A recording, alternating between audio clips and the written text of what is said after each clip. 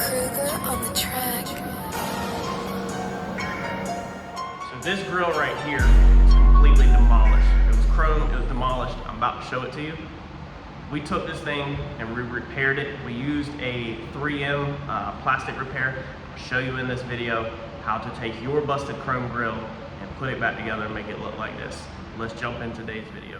All right, y'all, so this is our Super Duty that I bought wrecked. Now we are repairing this thing on a budget as always, so we're trying to make work with what we can. I think I just found me a work truck bumper that we're going to paint match to save quite a bit of money. So we're going to see if we can repair this grill and paint match the perimeter of it to also save money, because the only thing that is wrong with this grill, let's see here, it's going to be all this busted stuff right here. So let me get this grill off the truck, we'll get it inside, and then I'll show y'all what we're gonna do. All right, so we pulled our shell off of our grill. Now these F-250 grills come apart in multiple pieces. You have the bars on them, emblems, the whole inner grill piece. And as you can see, ours is also broke across the top. So this is supposed to be part of your outer shell right there. So we're gonna have to do something with that also. And then you can also see that somebody has already done quite a bit of repairing to this thing to try to save it. However, this is solid and you don't see it, so we're not gonna disturb it. They did have this side of the grill. You can see these outlines right here glued to it with whatever this stuff is. So looks like hot glue, but it's way stronger than hot glue. They had that glued over there, so we'll have to put something on that probably to put it back together. But there's probably going to be some gluing the inner shell to the outer shell, or panel bonding it to there. I'll try not to, that way, because if you glue that shell to this shell, then these two pieces together basically become a piece of trash. Instead, you can just replace this outer one, but this outer one is over 300, 400, all the way up to 700, 800,000 new. So this is a very expensive outer piece. This is just a trim around it that says Super Duty across it. And yeah, I'm not trying to really pay for this. So what we're gonna do is we're gonna use panel bond like we have done in the past. But I'm gonna go ahead and come in here first on all my cracks, and I'm gonna take the cutoff wheels and we're gonna go ahead and clean our cracks up. So we're gonna cut them out, clean them up, get rid of the jagged edges that are making it not go back together, such as these little pieces right here sticking out. Now this is metal on the outside, so be careful. It's like a chrome coating on the outside. You got to get it where all your pieces will line back up, so don't distort your cuts too much where you can't line the pieces back up, but also don't do it too little where you can't get them together. We'll also have to glue this piece back on that fell off. So we got our work cut out, but we're gonna give it a go. So let's first try to clean up our cuts so this thing will go back together, and then we can get everything prepped. All right, so we took our grill and prepped everything out. This thing has got the chrome metal coating on the outside, and then on the inside from where it's dipped into chrome, because chroming is a liquid process that then turns to metal. If you're not aware, you got to get rid of the chrome coating. That's going to make this repair a little bit more difficult than normal. What we've done is took 36 grit on this grinder, and we've also done a cutoff wheel on this grinder. Combination, every one will be different, and we've just opened up all of our cracks. So you can see the yellow painter tape on the other side. We've opened everything up so that we can get the grill to go back together. Took a pair of clamps on this side, clamped it back together where it's all the same, back the same curvature and shape, and you can kind of feel that when you're doing your repair, that everything lines up. And if it don't line up, keep cutting it. Sometimes when the plastic tears or rips, it actually grows, and so in order to get it to go back together, you got to cut it. So it's better to have a little bit of a gap there and everything line up than to have the plastic touching. When there's a gap there, your filler can go in and fill it, your plastic repair stuff, and it will hold it better. So took my clamp right here and covered the end of it to protect it with painter's tape so we can get the stuff down in there. And I can't get this piece in there right now, so it's gonna have to be cut to fit, but I might not use it after all, because I've put painter's tape here and we're gonna glob it down in there, and it might just form itself. But you got to get it prepped to the straight raw plastic. To do this repair, you can't go over top of that chrome. And then we also use this because we have 1, 2, 3, 4 busted pieces right there in that corner that are trying to line up. So these style clamps have a flat edge on them.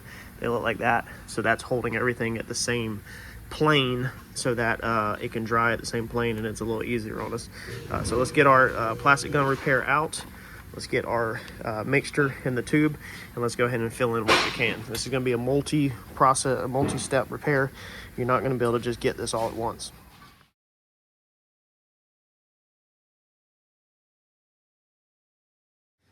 All right, so we got all this repaired, pulled my piece out, but my tape was still in there, so I grinded it out the best I could.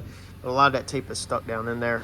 We need to put a little bit more plastic repair over that, and right there where our clamp was. All right, and coming on over to this side, you can see where our damage was now. So what we've done is we have grinded, a combination of grinded the metal coating down with 36 grit, and also just peeled some of it off where we can. Now we're gonna come in here on all of our cracks. Okay, and we're gonna take our grinder. You can actually still see the tape from that side. We're gonna take our grinder and we're gonna V-notch every single crack we can see to open up the crack in the shape of a V, and then we're gonna put our plastic repair inside of the crack. Now there is a crack right here, if you can see that, a hairline crack that is not actually opened up. So you gotta look for stuff like that. We're gonna go ahead and open that one up also. We're gonna dig a trench in that and then put new plastic repair in it. And I'm gonna put a little extra than normal probably on this because I actually want to spread this out a little past the edge over the metal. All right, so with that stuff, I basically put it on there and then took a spreader, like a body filler spreader, and got inside your cracks and then just kind of layered over it, because what we want to do now is after this stuff dries, we want to come back and lightly sand this out. And then we want to flow over that with probably like a dolphin glaze in this corner.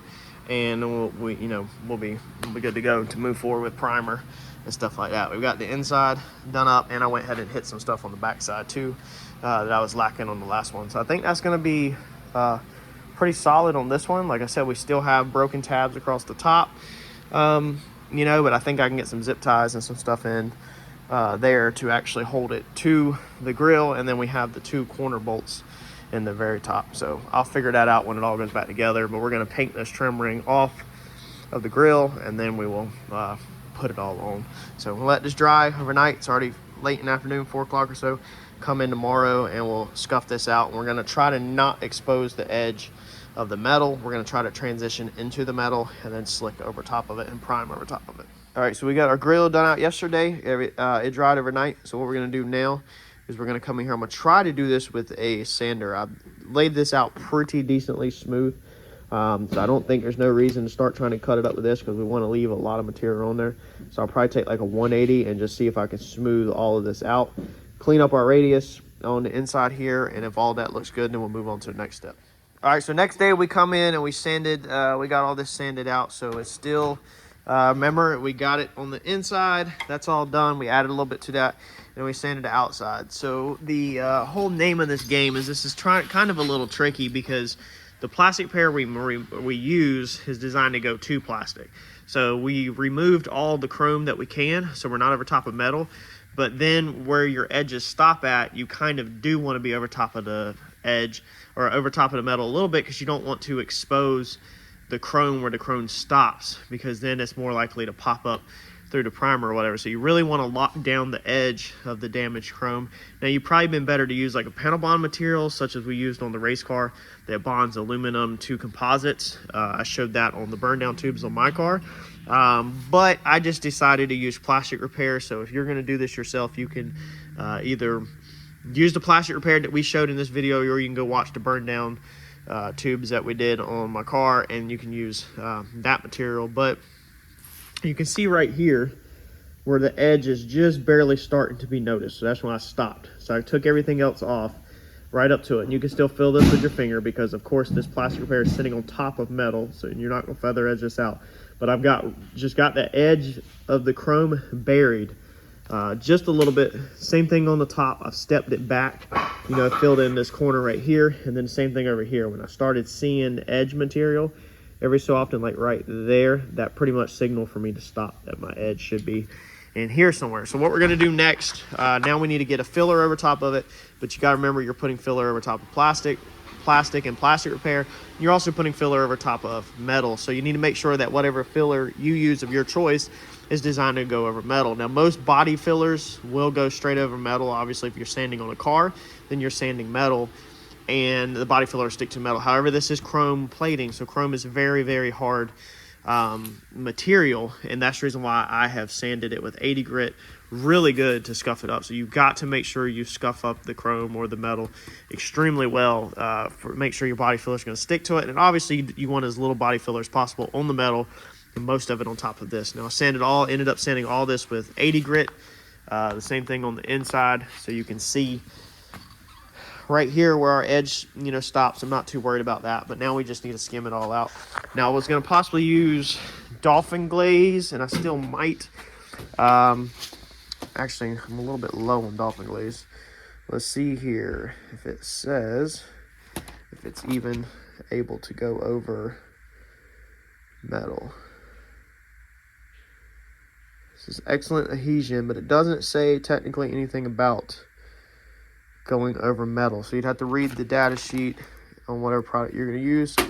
When I know that this stuff says direct to metal right there. Direct to metal. So I guess we're going to go with this to be safe, since this does not say direct to metal, even though it probably is. And I'm going to mix me up some, skim all that out just like normal body filler. We'll sand it, and then we'll roll into primer. All right, so we got the corner of our grill all sanded out. I think that thing turned out freaking phenomenal. You can see the original plastic. It's the whole point of cutting down so I can kind of find where the edges are to make sure that I'm not stacking too much, because so I always, my body lines and stuff, I always kind of cut until I can see them if I know they're straight. So what we're gonna do now, we got all that put together, got all of our body filler done. We're gonna take some more of our etching primer, and we're just gonna do this perimeter right here, okay, up to here, because then we're just gonna 2K primer from about here to the body filler. So we're just gonna do etching primer out past it a little bit so that we got something to transition into, and then we're gonna do 2K, you know, about where the body filler is, and that way we have something to block on top of. But this thing has turned out absolutely phenomenal for how busted up that corner was, and I think this is gonna be perfect for our truck to save us a couple bucks. You can always go back and you know, change to a nicer grill if you want to later, but this is a perfect project that you can literally do in one Saturday. You could have done all these steps in one day, and then let your 2K primer dry overnight, and then come back on Sunday, paint it, and then put it together during the week. So this is an excellent DIY project. So let's just get a little bit of etching primer on this thing just to help transition our 2K into our metal, and that way we make sure we have adhesion. And then we're gonna go mix up some 2K and get it down. And there's no reason, people might be wondering, why are you not priming the whole grill? Well, there's no reason to. If I prime the whole grill, then I have to take the orange peel level of the primer, because if it comes out of a paint gun, it's probably gonna create some orange peel. Now, if you are Jesus and you can spray as slick as glass that you walk on water, then, you know, that's excellent for you. But mine's gonna have a little bit of orange peel in it, so then I would have to turn around and slick out my primer. So there's no point in that. I can paint using Bulldog, right, like we've showed in the past. I can paint right over top of that chrome, and of course I can paint over top of this primer. So I'll be able to just take my 2K primer, slick out my 2K primer, slick this corner out, and then Scotch spray everything, and then spray Bulldog adhesion promoter over the whole entire grill face, and then roll straight to my paint over the whole entire grill face and not have to put primer. There's no reason to add another material on top of already perfectly good material. Primer is made to fix imperfections and to slick stuff out. 2K primer, this primer is made to adhere, but 2K primer, like you're thinking about, would be to slick it out, and I don't need to slick it out. The chrome's already slick enough. You could argue, well, why are you not putting this on so that your base coat will stick to the chrome? Well, because like I said, we're going to use Bulldog adhesion promoter. So we went over Bulldog in the past. I've got some videos on it. That's what we're going to use to stick our paint to the rest of the chrome. So let's roll. All right, so we got it all primed out. Went a little heavy, developing a little sag right there.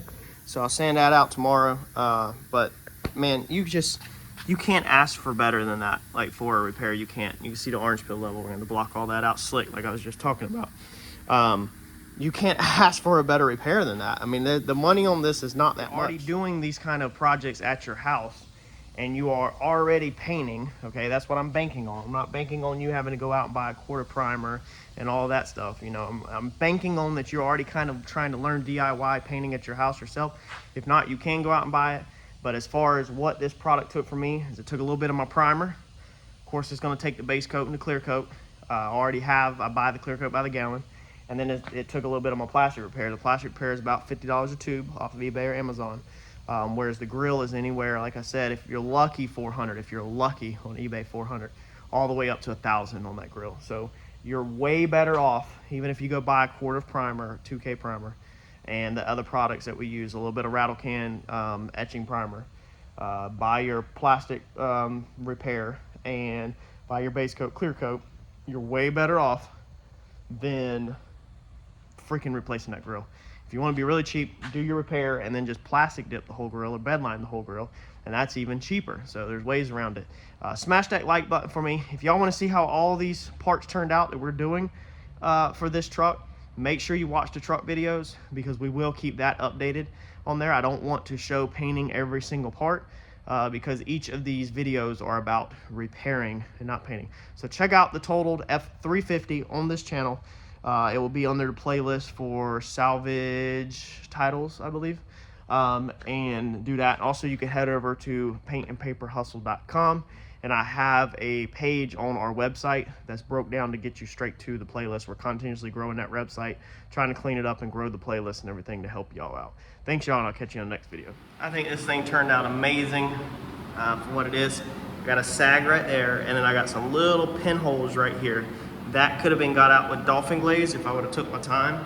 But for what we're doing and how busted up this grill is, I didn't want to spend much more time on that. I didn't want to spend too much time because then, you know, it's just kind of pointless, because the grill, all the clips or most of the clips are broke on it and stuff like that. So there's no point in it. But I think overall, for a repair, that thing turned out phenomenal. You'll never even see that, or you can wet sand and buff it if you wanted to. I'm not. You don't see our blend where we went in or anything. So I'm gonna count this one up as successful.